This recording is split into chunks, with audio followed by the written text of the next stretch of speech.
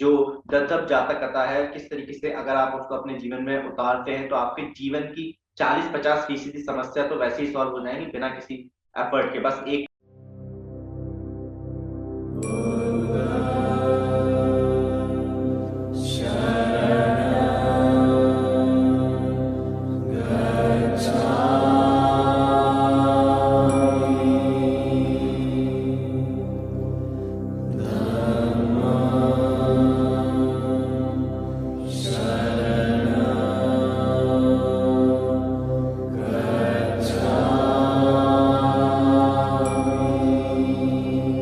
जय भीम आप सभी को। मैं रजत मौर्य आप सभी का स्वागत करता हूं बहुजन साहित्य की इस विशेष पेशकश में, जहां पर हम जातक कथाओं का जिक्र करते हैं, जातक कथाओं के बारे में समझते हैं डॉक्टर जसबीर चावला जी से, जिन्होंने की बहुत ही बेहतरीन काम किया है जातक कथाओं के ऊपर। जातक कथाओं से किस तरीके से हम आज की डेट में मैनेजमेंट सीख सकते हैं, जिनके लिए हम लाखों रुपए खर्च करते हैं, बड़े बड़े इंस्टीट्यूशन में जाकर पे करते हैं और फिर हम वो मैनेजमेंट सीखते हैं। लेकिन वो मैनेजमेंट हम किस तरीके से जातक कथाओं से सीख सकते हैं, उसके ऊपर जसबीर चावला जी ने बहुत ही बेहतरीन काम किया है। आज हम समझेंगे कि किस तरीके से कुछ जातक कथाएं जो हमारे समाज में पहले से ही प्रचलित हैं, लेकिन हमें पता ही नहीं है कि वो जातक कथाएं हैं। हम उनको बचपन से सुनते आ रहे हैं, लेकिन हमें किसी ने बताया नहीं कि वो जातक कथाएं हैं। स्वागत है डॉक्टर जसबीर चावला जी आपका। आप इस पर कुछ रोशनी डालेंगे तो बहुत ही बेहतरीन काम रहेगा ये। नमो बुद्धाय, जय भीम। दरअसल बचपन में ना एक कहानी मेरे ख्याल 5वीं या 6ठी कक्षा में हमने पढ़ी थी, है ना। वो कहानी मैं आपको सुनाता हूँ, उससे आपको पता लग जाएगा। हो सकता है आपके अभी भी करिकुलम में कहीं चलती हो, है ना। उसमें कहानी में इस ढंग से आता है कि एक सेठ है, वो गांव से अपने मित्र के पास आता है। उसका मित्र व्यापारी जो है शहर में रहता है। अच्छा, तो वो जो गांव वाला व्यापारी है वो हल के फाल 500 हल के फाल उसके यहाँ रखता है कि भाई मैं किसी काम से जा रहा हूँ, तीर्थ यात्रा पे जा रहा हूँ या जैसा भी है, ये आपके पास रखता हूँ, मैं आकर के ले लूंगा आपसे। तो कहता है ठीक है भाई, रख जाओ, स्टोर में रखवा देता है और वो चला जाता है। उसके बाद जब वो लौटता है वहां से, अपने हल के फाल मांगता है। तो पहले तो वो तुमने कब रखे, मुझे तो याद ही नहीं, वगैरह वगैरह करके जब वो बताता है तो कहता है ठीक है, जहाँ तुमने जहाँ रखे वहां से जाकर ले लो। अब वो वहां जाता है तो वहां तो होता नहीं हल के फाल, और वो उनसे कहते हैं कि वहां तो है नहीं, वहां तो खाली चूहे की मैंगने ही मैंगने, मैंगने यानी जो चूहे की टट्टी होती है वही भरी भरी हुई है। तो कहता है तब फिर चूहे खा गए होंगे। तो कहता है कि भाई ये लोहे के फाल हैं, लोहे चूहे कैसे खा जाएंगे। तो उसने कहा मैं क्या करूं, तुम्हारे सामने है, मैं तो यहाँ पर बैठा हूँ, मुझे क्या पता अंदर क्या, कहाँ तुमने रखे, क्या हुआ। तो वो जो व्यापारी है उसके अंदर तो चोर होता है मन में। अब वो बेचारा कुछ नहीं कहता है, कहता ठीक है फिर अपने बेटे को मेरे साथ भेजो, मैं नहाने जाऊंगा, फिर खाना वाना तुम्हारे साथ खाऊंगा। तो वो जो है बेटे को साथ कर देता है और वो बेटे को कहीं छुपा देता है, जो गांव वाला व्यापारी होता है। और उसके बाद जब लौटता है वो कहता है मेरा बेटा कहाँ है, तो कहता है उसको तो चिड़िया उठा के ले गई। तो वो कहता है क्या बकवास कर रहे हो, 7-8 साल का बच्चा, उसको चिड़िया कैसे उठा सकती है। तो बोलता है वैसे ही जैसे चूहे फल खा सकते हैं। तो ये कहानी यहाँ पर खत्म हो जाती है। अब उसके बाद में वो एक नीति वाक्य होता है, फिर उसको जो हमारे शिक्षक है वो भी एक्सप्लेन करते हैं कि भाई जो शठे साठ्यम समाचरित, संस्कृत में एक वो भी है कि सठे साठ्यम की जैसा जो दुष्ट आदमी उसके साथ दुष्टता का ही व्यवहार करना चाहिए, वगैरह वगैरह। इस ढंग से तो वो कहानी रैपिड रीडिंग में थी, या जिस तरह से वो कहानी मस्तिष्क में थी, वो तब मुझे समझ में आई जब मैं शोध कार्य कर रहा था। अच्छा, जातक कथाओं पर, तो मुझे वही कहानी वहां मिली। अब देखिए ये जो कहानी है और वो जो कहानी है वो बकायदा उसका बदंत आनंद कौशल्यायन जी ने उस पाली जातक कथा का ट्रांसलेशन किया हुआ है। उसकी फोटो भी मैं आपको भेजता हूँ, वो आप दिखा सकते हैं। मुझे आश्चर्य तब हुआ कि देखिए ये जो कहानी मार्केट में है, जो हमने पढ़ी किताबों में थी, अब ये कहानी पूरी नहीं है। और उसका जो वो निकला है, उससे जो नीति, उसका जो उपदेश निकला है, है ना, वो भी उचित नहीं है। जब आप अपनी जातक कथाओं से मिलान करते हैं तो आपको लगता है कि ये तो अधूरी जानकारी है। पहले तो उसमें जातक कथा का नाम नहीं था, उस कहानी का नाम कुछ और दिया हुआ था, उसमें जातक का नाम नहीं था, है ना। तो ये बाद में पता चला कि ये तो जातक कथा है। अब जातक कथा भी इस रूप में है कि भाई कट पीस है, पूरी जातक कथा तो नहीं है। उसकी जो अतीत वस्तु है, जैसे मैं बात कर रहा था, वो अतीत वस्तु इसमें दे दी गई है, लेकिन जो वर्तमान कथा है वो दी ही नहीं गई है। तो वर्तमान कथा क्या है, जब तक आप उसको पढ़ेंगे नहीं पूरी जातक कथा को, तब तक आप इस कथा का उद्देश्य आपको समझ में नहीं आएगा। अब होता क्या है, इसकी जो वर्तमान कथा उसके बारे में मैं बताता हूँ कि भगवान जेतवन विहार में हैं। अब इनके बहुत से उपासक हैं जो व्यापारी वर्ग से हैं। वो लोग दूर दराज जाते हैं, व्यापार करते हैं, वहां से लौट करके अपना हिसाब किताब करते हैं जैसा भी है ना, और फिर आते हैं भगवान की वंदना के लिए वहां। तो बुद्ध एक व्यापारी से पूछते हैं क्या हुआ, बहुत दिन से तुम आए नहीं। तो वो बताता है कि इस तरह से मेरे साथ जो मेरे साथ भागीदार था, है ना, साझी, जिसके साथ साझा व्यापार कर रहा था, मेरे साथ ऐसा, हाँ पार्टनर, वो इस तरह से मेरे साथ दगाबाजी किया वगैरह वगैरह, इससे मैं बहुत।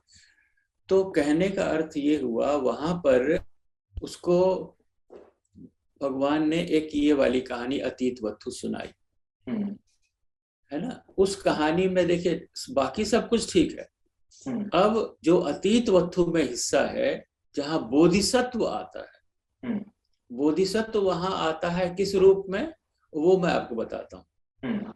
इन दोनों व्यापारियों का, माने गांव वाला व्यापारी और शहर वाला व्यापारी, इनका तकरार हो रहा है। और यहाँ तक ठीक है कि वो कहता है कि भाई अपने बच्चे को दे दो साथ में, कहाँ पर मैं नहा लेता हूँ, फिर आकर के साथ में भोजन करेंगे, यहाँ तक ठीक है। उसके बाद में जब लौटता है बिना बच्चे के, तो वो उससे पूछता है, बच्चा तो वही बात बताता है कि वो ले गया, वो तो वो चिड़िया उठा के ले गई। तो वो कहता है कोई ये विश्वसनीय बात नहीं है। तो बोलता है कि भाई, तब वहां पर ये नहीं कहता कि जैसे चूहे फाल खा गए वगैरह, तो कहता है कि भाई यही हकीकत में यही हुआ है, सच यही है, उठा के ले गया, मैं तो पीछे दौड़ा भी था उसको बचाने के लिए, लेकिन वो तो उड़ा के ले गया, अब मैं क्या करूं, अब इससे ज्यादा मतलब मैं क्या कर सकता था। तो बोलता है कि मतलब तुम मेरे को बेवकूफ समझते हो कि ये जो बातें, मैं न्यायालय तक जाऊंगा, है ना। वहां जो न्यायाधीश है वो बोधिसत्व है ना। तो ये जो शहर वाला व्यापारी है, ये बताता है कि तुमको राजदंड मिलेगा, वो बोधिसत्व बहुत ही प्रज्ञावान है, वो तुमको ऐसे छोड़ेगा नहीं, है ना। तो कहा मैं तो तैयार हूँ, मैं कब मना कर रहा हूँ, मैं तो सच बताने के लिए तैयार हूँ, है ना, मुझे ले चलो जहां तुम ले चलना चाहते हो, है ना, मुझे इस बात का कोई डर नहीं, क्योंकि मैं सच कह रहा हूँ। अच्छा, तब वो क्या होता है कि बोधिसत्व के पास जाते हैं। अब वहां बोधिसत्व जो है वो उनसे कहता है कि भाई बच्चा जो है, क्या ये विश्वसनीय बात है कि एक बच्चा। तब वहां पर वो जो गांव वाला व्यापारी है वो कहता है कि हाँ महाराज, मैंने कब कहा कि जो फाल हैं, मतलब जो बच्चा है वो चिड़िया उड़ा के ले जा सकती है क्या, लेकिन आप मुझे बताइए तो क्या 500 फाल चूहे खा सकते हैं? लोहे के फाल? लोहे के फाल वो भी, चूहे क्या खा सकते हैं? तो बोधिसत्व को समझ में आ जाता है कि ये जो है भाई, ये तो जो इसके साथ हुआ है उसी का लिए वो बात कर रहा है। तब वो बोधिसत्व उस जो शहर वाला व्यापारी उसको समझाता है कि हे मूर्ख, है ना, तू अभी अपने बच्चे से क्यों हाथ धोना चाहता है ना, जब तू जो किया है उसका फल तुझे प्राप्त हो रहा है। तो इस ढंग से उसको गाथाओं में है, लेकिन ये पाली की गाथाएं हैं, बहुत खूबसूरत गाथाएं हैं, वो मैं अभी फोटो करके आपको भेजता हूँ। वो उस हिसाब से फैसला हो जाता है। तो वो जो शहर वाला व्यापारी है समझ जाता है कि भाई ये तो बात खुल गई है, मेरा जो चरित्र है, मेरा आचरण पता लग गया है यहाँ पर। तो वो मान जाता है और दोनों में सुलह हो जाती है, दोनों में समझौता हो जाता है, ठीक है ये 500 फाल मैं तुमको देता हूँ, तो मेरा बच्चा। तो इस तरह से एक आ गया। अब देखिए इसको जो इसका जो उपदेश है, इसमें से जो ग्रहण करने लायक मैनेजमेंट की बात है, वो क्या मैनेजमेंट की बात इसमें उभर के आती है कि भाई ये दोनों व्यापारी देखिए आपस में लड़के किसी भी अतिवाद तक जा सकते थे, मारा पीटी भी हो सकती थी, खून खराबा भी हो सकता था, है ना। लेकिन इस व्यापारी ने कितने बुद्धिमानी से उसको खींच लिया। अगर कहता कि नहीं चलो कोर्ट में, तो न जाता ये, पे नहीं है ना। जाता। शहर वाला व्यापारी टालम टोल करता, ये है वो है, कल जाएंगे परसों जाएंगे। लेकिन किसी ने बुद्धिमानी से उसने कहा कि हाँ ठीक है चलो बोधिसत्व के यहाँ। तो कहने का मतलब कि इस तरह के जो व्यापार के जो प्रॉब्लम्स होती हैं, व्यापार में जो इस तरह के कॉन्फ्लिक्ट होते हैं, जो झंझट होते हैं, फसाद होते हैं, उनका जो समाधान है वो आप कोर्ट में जाइए। आपस में फरियाने से, आपस में लड़ने मिलने से आप देखेंगे व्यापार में अक्सर हम लोग अखबारों में पढ़ते हैं, है ना, गोली चल गई और ये हुआ वो हुआ, तमाम तरह की। तो ये हिंसा का रास्ता जो है, अतिवाद का रास्ता, इसको छोड़ करके बहुत बढ़िया था कि भाई आप दोनों कोर्ट में जाइए और वहां फैसला हो जाएगा। तो मैं प्रबंधन की इसमें ये बात छुपी हुई है।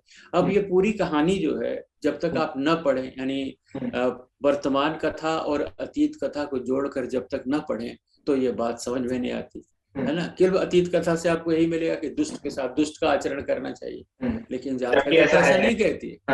जबकि ऐसा नहीं है, ये संदेश बुद्ध का नहीं है। तो जातक कथा के रूप में जो है इसका जो महत्व है वो और अधिक है।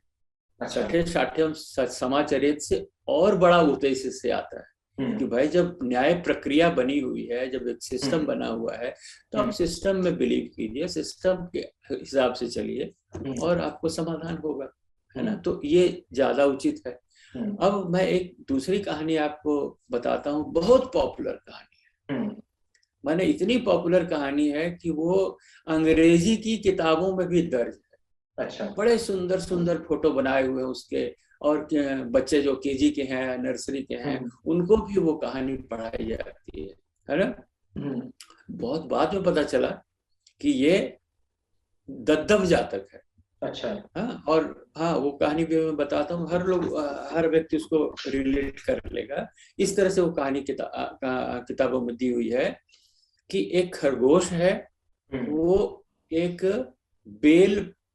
बेल जो वृक्ष होता है, आप जानते हैं बेल फल, उस वृक्ष के नीचे सोया हुआ है। अब वो नींद में है, ऊपर से एक बेल गिरता है और ये चौंक करके जागता है और कहता है कि धरती गिर गई, धरती गिर गई। अच्छा। अब वो डर के मारे भागता है और सारे जो जानवर जब सुनते हैं कि धरती गिर गई तो वो उसके पीछे भागते हैं कि धरती गिर गई, धरती गिर गई।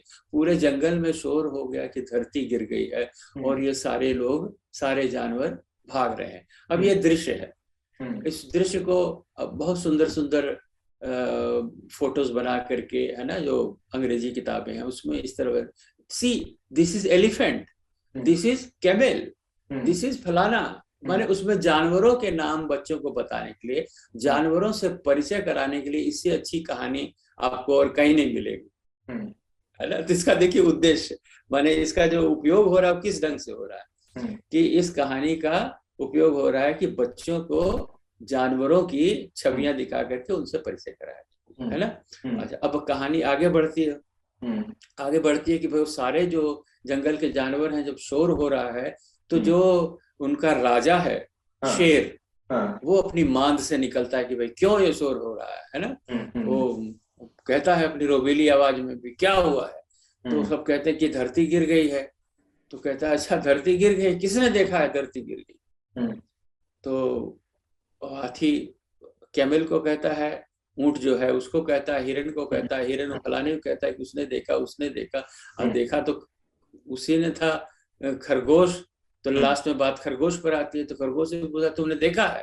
तो कहा हाँ देखा है। कहा चलो दिखाओ, कहाँ गिरी हमें भी दिखाओ। अब जो है उस स्थान पर पहुंचते हैं जहाँ जो खरगोश जो है वो सोया हुआ था और वहां पर वो बेल का फल गिरा हुआ है। तो जो शेर है वो कहता है कि तो यही धरती है, यही गिर गई है। तो कहने का अर्थ देखिए कि इस ढंग से वो कहानी का, अब इसमें से शिक्षा आप क्या लेंगे कि भाई सुनी सुनाई बात पर मत विश्वास करें। एग्जैक्टली, कि कोई भी चीज जब तक आप अपने द्वारा सत्यापित ना कर लें तब तक उस चीज पे विश्वास ना करें, है ना। अब जब मुझे दद्दव जातक मिली, तो दद्दव जातक में देखिए इसको किस रूप में दिया गया, क्योंकि ये कहानी कट पीस, ये जातक कथा में से काट ली गई, है ना, टेलरिंग करके उसको काट लिया, कट पीस आपके मार्केट में आ गया और विभिन्न रूपों में प्रचारित हो गया। किसी को नहीं मालूम कि दद्दब जातक का कहीं लिखा भी नहीं गया कि सोर्स भी फलाना से है ना, कहीं कोई मेंशन नहीं। ये कहानी इसी रूप में लोगों में प्रचलित है और चल रही है। अब जब दद्दब जातक पर आप आते हैं तो इतनी खूबसूरत इसमें बात निकलती है। होता क्या है कि भाई अब बुद्ध जो है वो अपने धम्म का प्रचार कर रहे हैं, है ना, जेतवन में, और लोग उसमें संघ में शामिल हो रहे हैं। लेकिन आपको मालूम है उस समय बहुत से आजीवक और तैर्थिक और भिन्न भिन्न संप्रदाय के लोग हैं, है ना, वो उनके भी भिक्षु हैं सवर्ण परंपरा में और लोग भी हैं। तो क्या होता है जब ये लोग बाहर जाते हैं भिक्षा के लिए तो आपस में बात करते हैं, तो वो कहते हैं, आपस में डिस्कस करते हैं कि क्या सीखने को मिला तुमको, या है ना, इस तरह से। तो ये जो भिक्षु हैं जो हमारे संघ के हैं, है ना, बुद्ध संघ के हैं, ये जब वापस जाते हैं शाम को तो धर्म सभा हो रही होती, रोज प्रक्रिया थी, एक सिस्टम बना हुआ था कि बुद्ध हर शाम को उपदेश देते थे। तो वो धर्म सभा हो रही है, धर्म सभा में ये डिस्कशन हो रहा है। तो बुद्ध अब आप ये पाएंगे कि ये हर जातक कथा में ये लाइनें आपको मिल जाएंगी। एक समझिए कि एक शैलीगत विशेषता है कि बुद्ध शास्त्रा आकर पूछते हैं कि भिक्षुओं क्या बातचीत चल रही है, तो भिक्षु वहां पर बताते हैं कि अब वही एक आपको समस्या उत्पन्न होती है ना। ऐसा नहीं कहा जाएगा कि ये समस्या है, लेकिन उन लाइनों से आपको समझ लेना पड़ेगा कि समस्या ये है, इस वजह से उनमें बातचीत चल रही है। तो बातचीत बता देते हैं कि ऐसे जब हम लोग बाहर गए थे तो उस तरह कहते हैं कि हम लोग पंचाग्नि तप करते हैं, है ना, हम लोग इस तरह से इतनी सिद्धियां प्राप्त कर चुके हैं वगैरह वगैरह। इस तरह की बातें शास्त्रा को सुनने को मिलती हैं जो भिक्षु कहते हैं। तो वहां भगवान बुद्ध ये वाली कहानी सुनाते हैं जो अभी मैंने आपको सुनाई, है ना, ये कोई खरगोश और वो बेल वाली, खरगोश वाली, और बोधिसत्व, उसमें बोधिसत्व शेर के रूप में आया है ना, जानवरों का जो राजा शेर के रूप में आया है। और वो करके वेरीफाई करके बताता है कि देखो तुम्हारी गलती क्या है ना, इस ढंग से। तो वहां जो है शास्त्रा, अगर मान लीजिए कहा जाए कि शास्त्रा ही बोधिसत्व थे, है ना, मैं तुमको बता रहा हूँ, शास्त्रा बता रहा हूँ भिक्षुओं कि भाई तुम सुनी सुनाई बातों पर मत जाओ कि पंचाग्नि तप कर रहे तो उससे ये सिद्धियां मिल गई, फलाना हो गया, ढिंगड़ा हो गया। अब आपको समस्या इसमें क्या है? समस्या ये है कि भाई इन भिक्षुओं को गुमराह किया जा रहा है, बरगलाया जा रहा है। जिस रूप में भी बाहर जा रहे हैं तो सब इंटरेक्शन हो रहा है और लोगों से भी, चाहे वो कंपिटिटर्स कहिए, मार्केट में भी इसी तरह। देखिए मान लीजिए एक कंपनी है, अगर इसको मैनेजमेंट के एंगल से देखें, एक कंपनी एक प्रोडक्ट सेल्समैन जा रहा है, उसको अलग अलग ढंग से बताया जा सकता है, फीडबैक लेके आता है। तो यही है, आज भी मैं पाता हूँ कि जो हमारे बहुत से प्राइवेट ऑर्गेनाइजेशंस है, एजुकेशनल ऑर्गेनाइजेशंस, उनमें इस ढंग की कंपटीशन चलती है।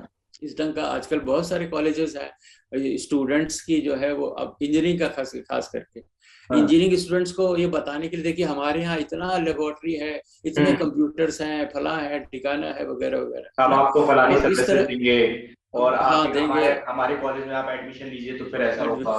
सेम वैसे ही आप कंपनी में भी कि आप हमारी कंपनी में आप आइए, हम आपको ये चीज ऑफर कर रहे हैं, ये चीज ऑफर कर रहे हैं। और इसी तरीके से आप देखेंगे तो मतलब ये मेरा पर्सनल ऑब्जर्वेशन है कि किसी रिलेशनशिप में भी इस तरह की बातें दी जाती हैं कि आप आइए मेरे साथ, आप रिलेशनशिप में आइए और मैं आपको ये सारी चीजें दूंगा। एक परिवार के अंदर में भी जब शादी ब्याह हो रहे हैं तो वहां पर भी ये सारी चीजें देखने को मिलती है। देखने को मिलती है। तो कहने का अर्थ यह है कि इसका बहुत ही व्यापक अर्थ है इस कहानी का।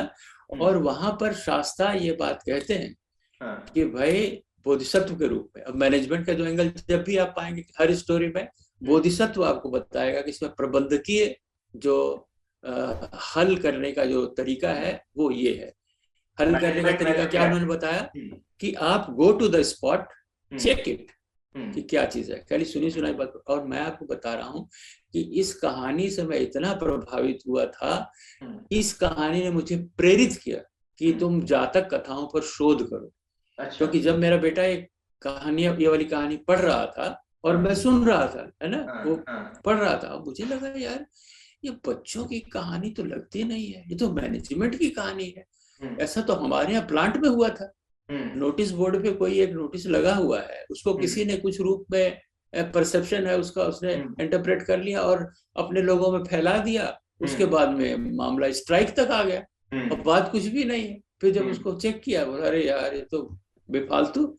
आप समझ रहे मेरी बात? तो यानी इतनी बड़ी गलतफहमी, और समाज में मैं देखता हूँ कि अरे यही तो चारों तरफ व्याप्त है। मैंने सोशल मीडिया के आने से पहले भी अखबार में छा गया, मारदंगा हो गया। अखबार तो सर बहुत बड़ी चीज है, अखबार तो बहुत बड़ी चीज, किसी ने वेरीफाई नहीं किया। अखबार तो बहुत बड़ी चीज हो गई। परिवार में भी आप देखेंगे कि एक भाई ने अपने दूसरे भाई को कुछ कह दिया और तीसरे भाई के लिए भड़का दिया। कई बार बहनें ऐसा करती हैं, कई बार पड़ोसी में लड़ाई हो जाती है। तो ये जब तक उसका मूल कारण है कि आप वेरीफाई नहीं कर रहे, आप केवल सुनी सुनाई बातों पर यकीन कर रहे हैं। तो कितना बड़ा संदेश इस कहानी से, दद्दब जातक से निकल के आता है। हमारे समाज की बहुत सारी जो क्या कहते हैं विसंगतियां हैं, है ना, बहुत सारी समस्याएं हैं, इसी वजह से उत्पन्न हो रही हैं।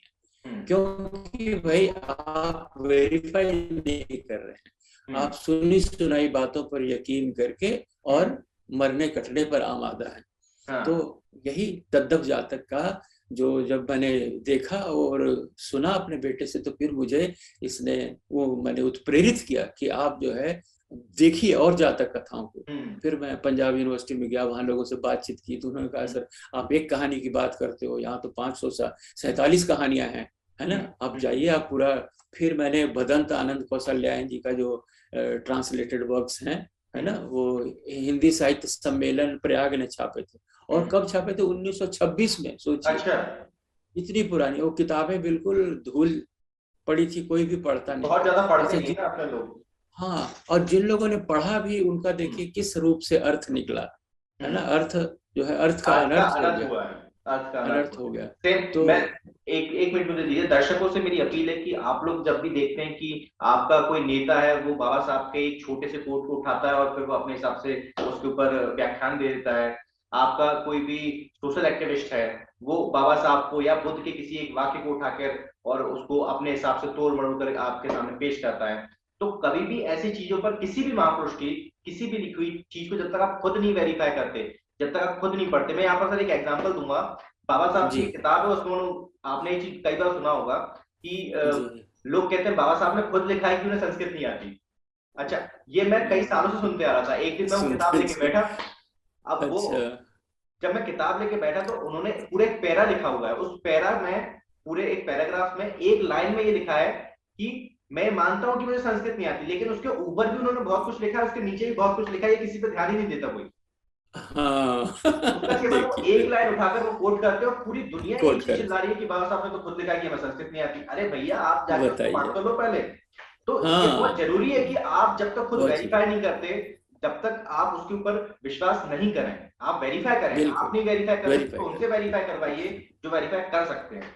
बहुजन साहिब इसी अपने एक की पॉइंट को लेकर काम आगे चलता है कि आपको किताब उठाता है, किताब में से पढ़ के बताता है फलाने पेज पर फलाने प्रकाशन ने ये छापा है, फलाने लेखक ने ये लिखा है। आप खुद जाके वेरीफाई कीजिए, ये जरूरी है। जरूरी है, बिल्कुल जरूरी है। और जो शोध कर रहे होते हैं, शोधों में भी कई बार कट पेस्ट करते हैं। अब उनमें भी क्या होता है, वो पूरी बात को समझते हैं नहीं, क्योंकि उन्होंने कहीं से उठाया, किस कॉन्टेक्स्ट में बात कही गई है उसको समझा नहीं और लगा दिया, तो वो अर्थ का अनर्थ हो जाता है। वो बात कही नहीं गई थी उस रूप में, तो कॉन्टेक्चुअल उसका वो भी जानना जरूरी है। लेकिन जैसा वेरिफिकेशन की बात है, वो तो जब तक आप खुद स्वयं जाकर के उठा न ले, उस पल को देख न ले कि भाई यही धरती है क्या, तो इस तरह का जब आप कंफर्म्ड हो जाएं, तब आप उस बात पर विश्वास करें। और ये जातक कथाएं इसी ढंग के प्रबंधन की बात करती हैं, है ना, और उसमें ये प्रज्ञा आपकी जागृत होती है। जब आप इन कहानियों को पढ़ लेते हैं तो इसका आपको लाभ मिलना शुरू हो जाता है कि भाई हमें अपने जीवन में इनको उतारना है ना। तो उम्मीद करता हूं आप सभी को जसबीर सर की सारी बातें समझ में आई होंगी, किस तरीके से बुद्ध की जातक कथाएं कितने अहम संदेश देती हैं। जो दत्तक जातक कथा है, किस तरीके से अगर आप उसको अपने जीवन में उतारते हैं तो आपके जीवन की 40-50% समस्या तो वैसे ही सॉल्व हो जाएंगी बिना किसी एफर्ट के। बस एक काम करना है कि वेरीफाई करने की आदत डाल दीजिए। कोई कुछ कह रहा है, वेरीफाई कीजिए। कोई कुछ आपको बता रहा है, वेरीफाई कीजिए। कोई आपको प्रलोभन दे रहा है, वेरीफाई कीजिए। यहाँ तक कि मैं तो विशेष तौर पर लड़कियों से कहूंगा कि अगर कोई लड़का आपके यहाँ आ रहा है आपका हाथ मांगने के लिए, तो वेरीफाई कीजिए कि उसके घर में अगर पहले कोई लड़की गई है तो वो किस स्थिति में है, उसके साथ कैसा व्यवहार किया जा रहा है। कोई भी चीज आंख पर पट्टी बांध के नहीं करना है, हर चीज को वेरीफाई करना है। बहुत बहुत शुक्रिया जसवीर सर आपका, डॉक्टर जसवीर चावला जी, आपने इतनी अहम जानकारी हमें दी। उम्मीद करता हूँ कि आप आगे भी बहुजन साहित्य के प्लेटफॉर्म के माध्यम से पूरे भारतवर्ष के लोगों को लोगों का ज्ञान बढ़ाते रहेंगे और बुद्ध की जो जातक कथाएं उनमें छुपे जो संदेश हैं वो हम सबको देते रहेंगे। बहुत बहुत शुक्रिया सर आपका। बहुत बहुत धन्यवाद। जय भीम। जय भीम, नमो बुद्धाय सर। अभी हमारे साथ मौजूद थे डॉक्टर जसवीर चावला जी, जो कि जातक कथाओं पर उन्होंने बहुत ही महत्वपूर्ण शोध किया है, जिससे कि जातक कथाओं के माध्यम से किस तरह से हम अपने दिन प्रतिदिन में मैनेजमेंट सीख सकते हैं, प्रबंधक सीख सकते हैं और हम अपने जीवन को किस तरह से और बेहतर बना सकते हैं।